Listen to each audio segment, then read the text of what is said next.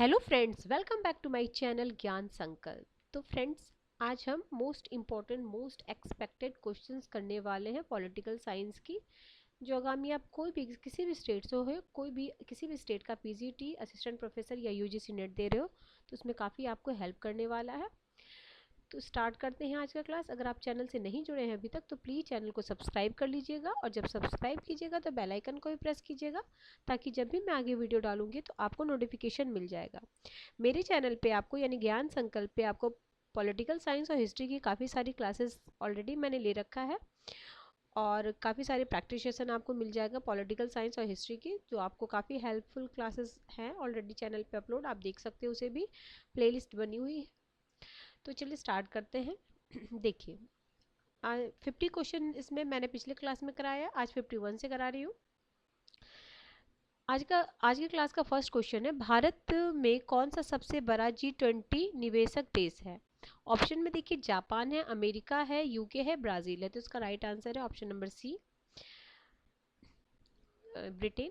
अगला है, ये तो काफ़ी इंपॉर्टेंट क्वेश्चन है और हर बहुत बार आपने देखा होगा पीवाईक्यू में। देखिए, बंदी प्रत्यक्षीकरण है, परमादेश है, उत्प्रेषण और अधिकार परीक्षा। तो देखिए, परमादेश आदेश देना यानी बी में हमें फर्स्ट करना होगा। बी में फर्स्ट आपका 3 में है, चलिए ठीक है। फिर बंदी प्रत्यक्षीकरण, तो वो हो जाएगा आपके ये अपने शरीर, ए का हो जाएगा आपका ये शरीर में प्रस्तुति यानी ऑप्शन 3। मतलब ये ए का 3 हो जाएगा और बी का आपका फर्स्ट होगा, ठीक है। उत्प्रेषण होता है सूचित करना यानी सी में 4 होगा। सी में आपका नहीं, हाँ सी है ना, सी में 4। तो सी में 4 किस में है? तो इसमें है 4, इसमें फर्स्ट, ठीक है। और ये है तो ऑप्शन नंबर बी। और डी अधिकार परीक्षा किस अधिकार से, इस हिसाब से आपका हो जाएगा option number B is the right answer. अगला, किस अंतर्राष्ट्रीय समझौता ने राज्यों को पहली बार ग्रीन हाउस उत्सर्जन की कटौती पर वैधिक रूप से बाध्य किया था? तो ये हो जाएगा ऑप्शन नंबर बी हो जाएगा, क्योटो प्रोटोकॉल। तो देखिए, ये इसमें दो क्वेश्चन आता है। क्योटो प्रोटोकॉल जो हुआ था तो 1997 में, लेकिन ये कब से लागू हुआ था? 2005। ठीक है, दोनों ध्यान रखिएगा। 97 में जब होगा, कब आया? तो 97 में, बट लागू हुआ था 2005 में। अगला है, जस्ट इन बेलो पद का क्या अभिप्राय है? तो जस्ट इन बेलो, बेलो मतलब लॉ, याद रखो। तो युद्ध की उचित संचालन, ठीक है, मतलब युद्ध को उचित नियम से किया जाएगा, ठीक है। जस्ट इन बेलो का मतलब होता है युद्ध का उचित संचालन। तो जस्ट इन बेलो, बेल एक लैटिन शब्द है जिसका अभिप्राय युद्ध का उचित संचालन है। यह युद्ध के अंतर्राष्ट्रीय कानून का एक पहलू है जो उन मानकों को परिभाषित करता है जिसके द्वारा एक देश युद्ध का संचालन कर सकता है, किंतु युद्ध के दौरान कार्रवाई उचित और निष्पक्ष होनी चाहिए। आगे है, सूचना के अधिकार द्वारा राजनीतिक प्रशासनिक व्यवस्था में निम्न में से किन विशिष्टताओं का आरंभ किया गया है?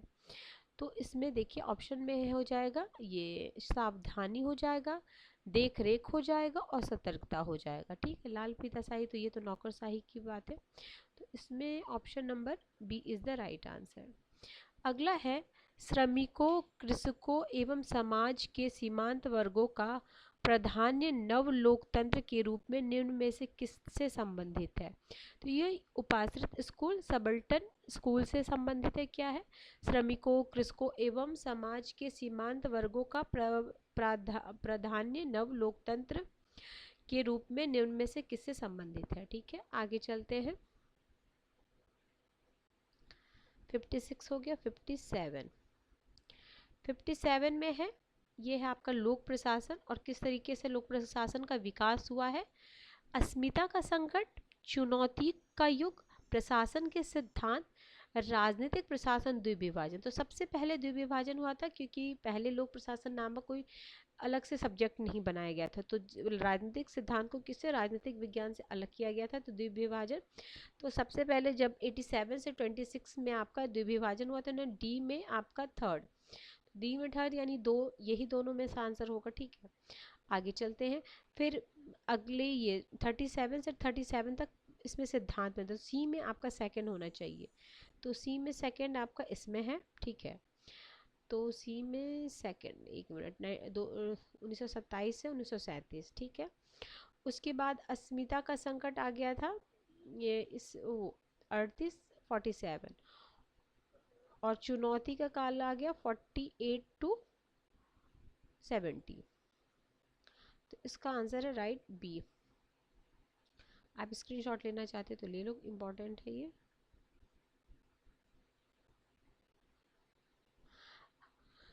निम्नलिखित में से कौन सा योजना अवकाश प्लान हॉलिडे से असंगत है, मतलब उससे जुड़ा हुआ नहीं है। ये लघु अवधि आकस्मिक योजना थी। इन योजना की अवधि 66 से 69, ये तो सही है बिल्कुल, ये भी लघु अवधि थी। युद्ध, मुद्रास्फीति, सूखा इन योजनाओं के मुख्य कारण थे, इसी के कारण ऐसा हुआ था। योजना अवकाश पहले 3 पंचवर्षीय योजना की विफलता के कारण, नहीं ऐसा नहीं था, विफल नहीं हुआ था पंचवर्षीय योजना। ये तीनों कारण सही है, बट ये कारण सही नहीं, ये पूछा जा रहा आपसे। निम्न में से कौन सा हिंसात्मक और गैर राज्य अभिकर्ता नहीं है, तो ये है PLO, ISIS, बोको हरम, हिजबुल्ला, अलकायदा आदि हिंसक गैर राज्य अभिकर्ता है। यूएनओ ने आतंकवादी संगठन घोषित कर रखा है, जबकि 1964 में गठित पैलेस्टाइन लिबरेशन ऑर्गेनाइजेशन, जिसे PLO, एक राजनीतिक संगठन है जिसका उद्देश्य पैलेस्टाइन को आज़ाद करना। यह हिंसात्मक गैर राज्य अभिकर्ता नहीं है। बाकी ये सारे गैर राज्य अभिकर्ता हिंसात्मक हैं, ये नहीं है। अगला है क्वेश्चन नंबर 16, निम्नलिखित में से कौन सा सिद्धांत परंपरागत सिद्धांत कहलाता है। देखिए, संगठन का सिद्धांत, मानव संबंध सिद्धांत, वैज्ञानिक और नौकरशाही साहित्य। इसमें सब संगठन का सिद्धांत परंपरागत कहलाता है। प्रशासन के परंपरागत सिद्धांत का विकास 20वीं सदी के पूर्वार्ध में हुआ था। इसके मुख्य प्रवर्तक फेयोल, गुलिक, उर्बिक, मुनेरेली, फॉलेट आदि हैं। इसे संगठन सिद्धांत, यांत्रिकी सिद्धांत, औपचारिक संगठन सिद्धांत आदि नाम से भी जाना जाता है। ब्रेग्जिट के संबंध में निम्न में से कौन सा कथन सत्य है। ब्रेग्जिट में तो सत्य नहीं है, सॉरी, सत्य नहीं है। तो पहला है, ब्रेग्जिट का तात्पर्य यूके का यूरोपियन यूनियन को छोड़ना, सही बात है। यूरोपियन यूनियन के संबंध में यूके भारी आर्थिक भार एवं बेरोजगारी को जन्म दिया, ठीक है। ब्रेग्जिट वाद विवाद ने PMO डेविड कैमरून को त्यागपत्र देने के लिए वादा किया, ठीक है। ब्रेग्जिट के पक्ष में मुख्यतः युवा मतदाता ने अपना वोट दिया था, तो ऑप्शन डी नहीं है। तो ब्रेग्जिट 2 शब्दों से बना, ब्रेक मतलब ब्रिटेन और एग्जिट मतलब उसका बाहर आना। यूरोपीय यूनियन से ब्रिटेन का बाहर आना वर्ष 2016 में इंग्लैंड की जनता द्वारा एक ऐतिहासिक जनमत संग्रह के द्वारा इंग्लैंड को यूरोपियन यूनियन से पृथक होने का जनादेश दिया गया। ब्रेग्जिट के पक्ष में इंग्लैंड के अधिकांश लोगों ने, जबकि यूरोपीय यूनियन में बने रहने के समर्थन में स्कॉटलैंड और उत्तरी आयरलैंड के लोगों ने मतदान किया था।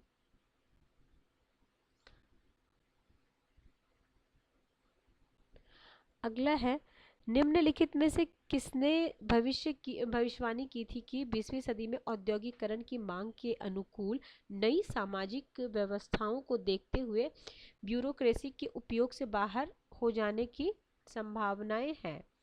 तो यह है वॉरेन वेसी। तो वॉरेन वेसी ने अपनी पुस्तक द टेम्पररी सोसाइटी 1968 में ब्यूरोक्रेसी के संगठनात्मक स्वरूप की आलोचना करते हुए औद्योगिकृत समाज की आवश्यकता को पूरा न करने वाला माना है। लोकपाल और लोकायुक्त अधिनियम के अंतर्गत किसी व्यक्ति को लोकपाल का अध्यक्ष नियुक्त किया जा सकता है यदि वह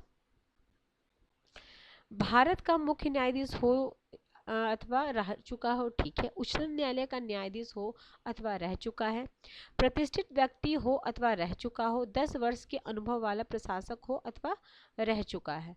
तो इसका जो राइट आंसर हो जाएगा ऑप्शन नंबर सी हो जाएगा, A, B और C। ये प्रशासक का इसमें नहीं है, ये न्यायाधीश, प्रतिष्ठित व्यक्ति, ठीक है। तो A, B और C हो जाएगा। तो प्रशासनिक सुधार आयोग 66 ने नागरिकों की शिकायत निपटारे के लोकपाल लोकायुक्त नामक 2 अभिकरण की स्थापना की बात की थी। इससे संबंधित संविधान संशोधन 2013 में हुआ। लोकपाल लोकायुक्त अधिनियम के अंतर्गत किसी व्यक्ति को लोकपाल का अध्यक्ष नियुक्त किया जा सकता है यदि वह मुख्य न्यायाधीश हो अथवा रह चुका हो, उच्चतम न्यायालय का न्यायाधीश हो अथवा प्रतिष्ठित व्यक्ति हो अथवा रह चुका हो। 64 भारत द्वारा 27 मार्च 2019 को किया गया एंटी सैटेलाइट मिसाइल परीक्षण जाना जाता है। तो ये मिशन शक्ति के नाम से जाना जाता है। क्या है? एंटी सैटेलाइट मिशन परीक्षण कब हुआ था? 27 मार्च 2019 को। 27 मार्च 2019 को किया गया सैटेलाइट मिशन परीक्षण मिशन शक्ति के नाम से जाना जाता है। इसके द्वारा भारत ने दुश्मनों के सैटेलाइट को अंतरिक्ष में ही नष्ट करने की क्षमता विकसित कर ली। रूस, अमेरिका, चीन के पश्चात भारत यह क्षमता हासिल करने वाला चौथा देश बन गया। अगला, निम्न में से किस देश में भारत ने व्यापक आर्थिक भागीदारी समझौता CEPA हस्ताक्षर किया है? तो ये जापान है। भारत और जापान, दक्षिण कोरिया, यूरोपीय यूनियन आदि से व्यापार आर्थिक भागीदारी समझौता किया। जापान के साथ यह समझौता 2011 में अस्तित्व में किया गया। इससे टेक्सटाइल, समुद्री उत्पाद और मिसाइल आदि के व्यापार में उल्लेखनीय वृद्धि हुई। किस केस में यह निर्णय लिया गया कि उद्देश्य का संविधान का भाग नहीं है? तो यह है बेरुबारी केस। बेरुबारी केस कब हुआ है? 1960 में। ये भी ध्यान रखिएगा। कभी कभी क्रम में ये जितने भी हैं सारा का डेट आपको पता होना चाहिए, इस सारे को क्रम में सजाने को आ सकता है। केशवानंद 73 में है। अगला अब ये बुक्स है और इससे रिलेटेड थिंकर है।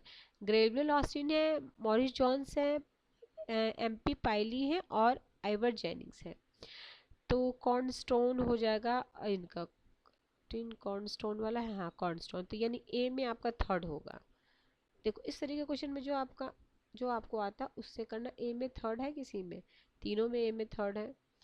तो देखिए इसका है ग्रेवियल ऑस्टिन का Indian constitution cornerstone of nation है। मॉरिस जॉन्स का the government of politics of India. Pylee का constitutional government in India. Ivor Jenning का some characteristics of Indian constitution. अगला है, निम्नलिखित कौन सी नियुक्ति भारत के राष्ट्रपति द्वारा वारंट उनके हस्ताक्षर एवं मोहर सहित की जाती है? तो ये है आपका भारत के उच्चतम न्यायालय के न्यायाधीश और राज्य के राज्यपाल। ए और बी। अगला, क्लैश ऑफ सिविलाइजेशन का अर्थ क्या है? तो संघर्ष प्रमुख रूप से वैचारिक एवं आर्थिक न होकर सांस्कृतिक चरित्र का होगा। Option D. निम्न सेवाओं में से किसका उल्लेख संविधान में नहीं है? भारतीय प्रशासनिक सेवा, भारतीय पुलिस सेवा, भारतीय विदेश सेवा, भारतीय न्यायिक सेवा। इसमें देखते ए बी, ऐसा कुछ नहीं है। देखिए एलिमिनेट किया गया। देखिए भारतीय संविधान के आर्टिकल 112 में अखिल भारतीय सेवाओं को ले किया गया है, किंतु इन सेवाओं के सृजन का अधिकार संसद को दिया गया है। संसद ने अभी तक IAS, IPS, IFS के अखिल भारतीय सेवा के रूप में अधिनियमित किया है। संविधान में किसी भी सेवा का उल्लेख नहीं किया गया है। इसको एलिमिनेट किया गया है क्वेश्चन को। नीति आयोग, तो नीति आयोग क्या एक स्टाफ अभिकरण है, ठीक है। नीति आयोग एक स्टाफ अभिकरण है। यह एक थिंक टैंक की तरह काम करता है। 2015 से ये अस्तित्व में आई योजना आयोग के स्थान पे आया है। अगला है, निम्नलिखित विकास कार्यक्रमों को आरोह क्रम में व्यवस्थित करना। प्रधानमंत्री ग्राम सड़क योजना, इंदिरा आवास योजना, दीनदयाल उपाध्याय ग्राम ज्योति योजना, अटल पेंशन योजना। तो इसमें हो जाएगा आपका, सबसे पहले हो जाएगा, देख ले क्रम में। सबसे पहले तो आप इंदिरा गांधी इसमें सबसे पहले आ जाएंगे। तो यानी 1-2 में आपको कंफ्यूजन होना चाहिए था, ए और सी में। तो ये हो गया। फिर है प्रधानमंत्री ग्राम सड़क योजना 2000 में ही था। अटल पेंशन योजना जब मोदी जी आए उसमें आया 2015 में। दीनदयाल उपाध्याय वाला ये देखिए मई में आया था और ये नवंबर में आया था, एक ही साल आया है। तो पहले आपका अटल पेंशन, फिर दीनदयाल उपाध्याय। ग्राम ज्योतिर योजना। निम्न में से कौन वैज्ञानिक प्रबंध की प्रमुख विशेषता है? तो देखिए इसमें वो है एकल प्रशासनिक विज्ञान, जिसके अंतर्गत न केवल व्यापार बल्कि सरकार और धार्मिक और अन्य संगठनों पर भी लागू होते हैं। कार्यात्मक फॉर्मनशिप, ये तो है ठीक है, यानी बी तो होगा, तो बी में से ठीक है। योजना और कार्यान्वयन का अलगाव, विभेदात्मक खंडशाला और कार्य योजना, तो कार्य योजना भी होगा, डी भी होगा, और ये नहीं होगा, ए सी सी सी सी तो इसका राइट आंसर क्या है? बी ए है। तो एक बार फिर से पढ़ते हैं। एक प्रशासनिक एक एक एकल प्रशासनिक विज्ञान, जिसके सिद्धांत न केवल व्यापार बल्कि सरकार और धार्मिक और अन्य संगठनों पर भी लागू होते हैं।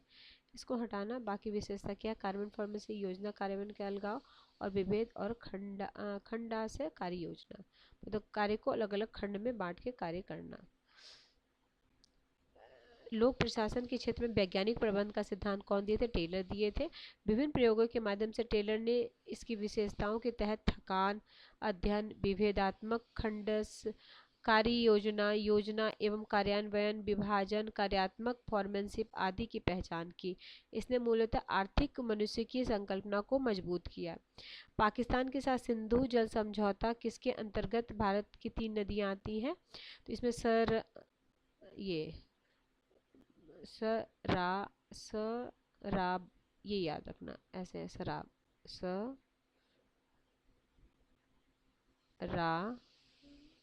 शराब, ठीक है। ये आपका शॉर्ट फॉर्म है। अभी ये क्वेश्चन आ सकता है क्योंकि अभी सिंधु और कब हुआ था? 1960 में हुआ था, और विश्व बैंक की मध्यस्थता से हुआ था पहले जब हुआ था। तो ये ध्यान रखिएगा। कौन कौन सी आती है? तो रवि, ब्यास और सतलज। वो किसके क्षेत्र में आती है? भारत किन नदियों का अन्य अधिकार है? तो ब्यास, रावी, ब्यास, सतलज। अगला है संगठन के संघर्ष समाधान के लिए पॉकेट पार्कर फॉलेट ने निम्न में से कौन सा मार्ग सुझाया है? तो ये सुझाए अधिपत्य, समझौता और एकीकरण, समर्पण नहीं।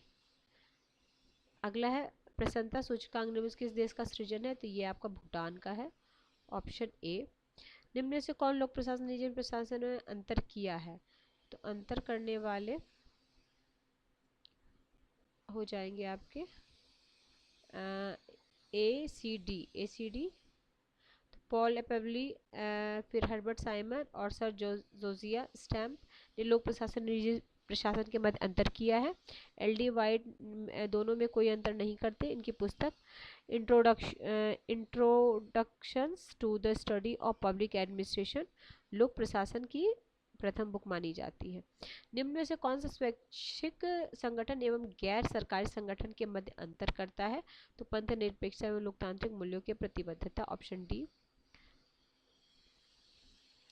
अगला एकमात्र जनजातीय नेता जिन्होंने भारतीय संसद में संग्रहालय में चित्रित किया गया है, तो ये बिरसा मुंडा है। अगला संस्थावाद और नव संस्थावाद के मध्य मौलिक अंतर को मुख्यतः किस सिद्धांत पर आधारित किया गया है? तो ये प्रयोगात्मक। अगला है शब्द ABC निम्नलिखित मुख्य से क्या है? तो ये है राज्य का निर्माण, राज्यों का निर्माण।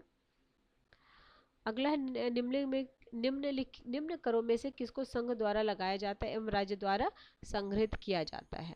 तो इसमें हो जाएगा स्टाम्प कर और हो जाएगा मेडिकल एवं प्रसाधन पदार्थों पर उत्पाद। वो क्या संघ द्वारा लगाया जाता है और राज्य द्वारा संग्रहित किया जाता है? स्टाम्प और मेडिकल। अगला है निम्नलिखित में कौन सा आयोग संवैधानिक निकाय है? तो ये मैंने पूरा आपको यूथ पब्लिकेशन के एग्जाम पॉइंटर से करा रखी हूँ और पूरा कंप्लीट रिवीजन है। आप प्लेलिस्ट को चेक करना, आपको मिल जाएगा। तो इसमें देखिए राष्ट्रीय अनुसूचित जिसका आर्टिकल नहीं है तो वो संवैधानिक निकाय हो जाएगा, और जिस भी उसका आर्टिकल है मतलब अनुच्छेद का उल्लेख है जिसमें, वो आपका संवैधानिक निकाय हो जाएगा। तो इसमें से राष्ट्रीय मानवाधिकार आयोग और राष्ट्रीय अल्पसंख्यक आयोग, ये आपका हो जाएगा संवैधानिक निकाय। राष्ट्रीय अनुसूचित जाति और अनुसूचित जनजाति, इसके लिए आर्टिकल 263 है ना, नहीं 368 और 368B, तो ये हो जाएगा। तो इसलिए आपका आंसर हो जाएगा बी और डी, संवैधानिक निकाय पूछ रहा था ना। अगला है 84। भारत की पश्चिम देश लुक वेस्ट नीति भारत के संबंध में किसके साथ व्यापक एवं विस्तार का पक्ष करता है? तो ये पश्चिमी एशिया, ठीक है, पश्चिमी एशिया देशों के लिए, ऐसे नहीं पश्चिमी यूरोप नहीं, पश्चिमी एशिया। और ये 2005 में हुआ था, ठीक, लुक वेस्ट पॉलिसी।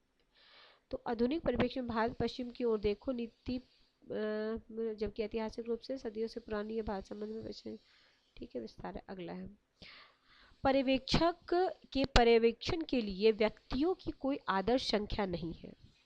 कारण बताया जा रहा कार्य समय स्थान और सत्ता प्रत्यायोजन जैसे कारकों की परिवर्तनशीलता के कारण नियंत्रण का क्षेत्र परिवर्तित होता है। तो ये हो जाएगा आपका ए और बी दोनों सही है, ए और की सही व्याख्या कर रहा है। अगला प्रधानमंत्री और उप प्रधानमंत्री सहित कुल मंत्रियों की संख्या कितनी है? तो 15%, ठीक है। अगला है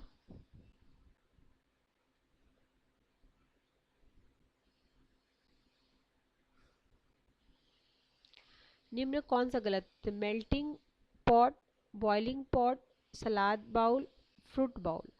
तो कौन सा गलत है? तो ये फ्रूट बाउल यूके नहीं होगा, बाकी सब सही है। मेल्टिंग यूएसए है, बॉइलिंग इजराइल है, सलाद में बहुत सारी की संस्कृतियाँ रहती हैं इसलिए सलाद बॉल है। सलाद में आप मिक्स नहीं होता, मेल्टिंग में आपका वहाँ की संस्कृति सारे मतलब यूएसए में सारी संस्कृति मिक्स हो जाती है, उसी में रम जाती है।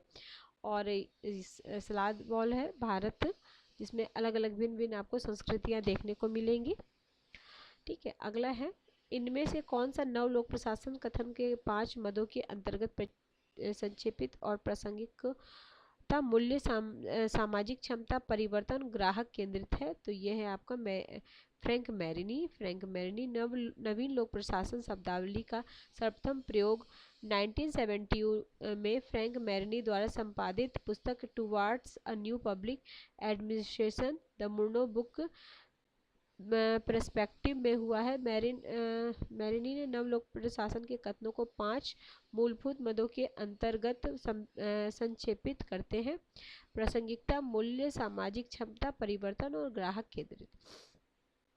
अगला आंतरिक संचार हो सकता है, तो आंतरिक संचार ऊर्ध्वगामी, अधोगामी एवं आर पार हो सकता है, ऑप्शन डी। मदन मोहन पुंची आयोग किसके अध्ययन के लिए नियुक्त किया गया था? तो ये केंद्र राज्य संबंध के लिए। केंद्र राज्य संबंध कब हुआ था? 2007 में। आगे डेविड स्टर्न है, लुसियन पाई है, सैमुअल पी हंटिंगटन है और लिपमैन है, ठीक है। तो लिपमैन आपका पॉलिटिकल मैन है और आपका ब्लैक बॉक्स हो जाएगा ये हो जाएंगे लोग सैमुअल पी हंटिंगटन हो जाएंगे आपके लोकतंत्र की लहर, और डेविड स्टर्न हो जाएंगे ब्लैक बॉक्स, और बाकी क्या बचा आपका? लुसियन पाई हो जाएंगे विकास सिंड्रोम। तो ये देखते हैं आंसर इधर 91 का क्या होगा। 91 में देखिए डेविड स्टर्न ब्लैक बॉक्स हो गया, लुसियन पाई विकास सिंड्रोम हो गया, सैमुअल लोकतांत्रिक लहर हो गया, और सिमोन मार्टिन लिपसेट हो जाएंगे पॉलिटिकल मैन। इस हिसाब से option number C is the right answer. Question number 92, Bharat की लोकतांत्रिक राजनीति में निम्न राजनीतिक दलों के प्रवेश में आरोह क्रमानुसार व्यवस्थित कीजिए। इस तरह के क्वेश्चन काफ़ी पूछते हैं पॉलिटिकल पार्टी के बारे में भी आपसे। तो देखिए याद रखिए, अखिल भारतीय तृणमूल कांग्रेस 98 में है, राष्ट्रवादी कांग्रेस पार्टी वो 10 जून 99, तेलंगाना राष्ट्र समिति 2001, महाराष्ट्र नवनिर्माण सेना ये 2006 में। अगला क्रांति की तुलना बुखार से की गई है, तो ये क्रेन ब्रिटेन ने की है गई है, और इनकी बुक है द एनाटॉमी ऑफ रेवोल्यूशन, ठीक है। अगला है किसने कहा है जब कूटनीतिक समाप्त होता है तो युद्ध आरंभ होता है? तो ये एडोल्फ हिटलर का कथन है, जब कूटनीति समाप्त होता है तो युद्ध आरंभ होता है, ठीक है। आगे है आसियान से भारत किस राजमार्ग को वियतनाम तक विस्तार करने की बात कर रहा है? तो ये भारत, म्यांमार और थाईलैंड। याद रखिए आई एम टी याद रखिएगा, I for India, M for Myanmar और टी फॉर थाईलैंड, IMT कुछ जैसे। अगला, एनपीटी और सीटीबीटी के संबंध में निम्न के वाक्य में क्या सत्य है? तो ठीक है, न भारत ने ना तो इस पे साइन किया है और ना ही इस पे अनुरक्षित किया। ठीक है, एनपीटी याद रखिएगा, टाइम भी 68 में और सीटीबीटी 1996 में। निम्न में से विकास पर भ्रष्टाचार के नकारात्मक प्रभाव कौन से हैं? विकास के नकारात्मक प्रभाव तो सारा कुछ है। देखिए, निम्न स्तरीय सामाजिक सेवाएं हैं, निम्न आर्थिक वृद्धि है, उच्च कर बोध सीमित सेवाएं हैं, कृषकों को उनके उत्पाद की बिक्री को कम करने का अवसर है, तो सारा हो जाएगा। भारत में चुनाव आयोग द्वारा परिभाषित निम्न में से कौन सा राजनीतिक दल का वर्णित वर्ग नहीं है? राष्ट्रीय दल है, राज्य दल है, क्षेत्रीय दल है, पंजीकृत। तो देखिए, इसमें ना आपका क्षेत्रीय दल का ऐसा कुछ नहीं है, पंजीकृत तो ऑप्शन सी होना चाहिए। देखते हैं, 98 का है ऑप्शन सी। हाँ ठीक है, अगला है 99। किसने कहा निर्धन निर्धन है इसलिए नहीं कि उनके पास कुछ नहीं, बल्कि इसलिए वे कुछ करना नहीं चाहते। ठीक है, कर नहीं सकते। तो ये आप अमर्त्य सेन का फेमस कोटेशन है, और उनकी बुक भी याद रखिए, डेवलपमेंट एज अ फ्रीडम। अगला है लास्ट क्वेश्चन आज के क्लास का, असर्शन रीजन का क्वेश्चन है। राष्ट्र और राष्ट्रवाद को विविध प्रकार से परिभाषित एवं संकल्पित तो किया जा सकता है, किंतु उन्हें समान सिद्धांतीकरण द्वारा सामान्यीकृत नहीं किया जा सकता है। कारण बोला, राष्ट्र और राष्ट्रवाद का विमर्श तो हो सकता है किंतु समान सिद्धांत नहीं। तो इसका हो जाएगा दोनों सही है और सही इसकी व्याख्या है। ठीक है फ्रेंड्स, आज हमने 100 question most important most expected question किया है, जो आगामी एग्जाम में आपको काफ़ी हेल्प करने वाला है। ठीक है फ्रेंड्स, हम मिलते हैं नेक्स्ट वीडियो में। Till then bye bye, keep watching and keep sharing.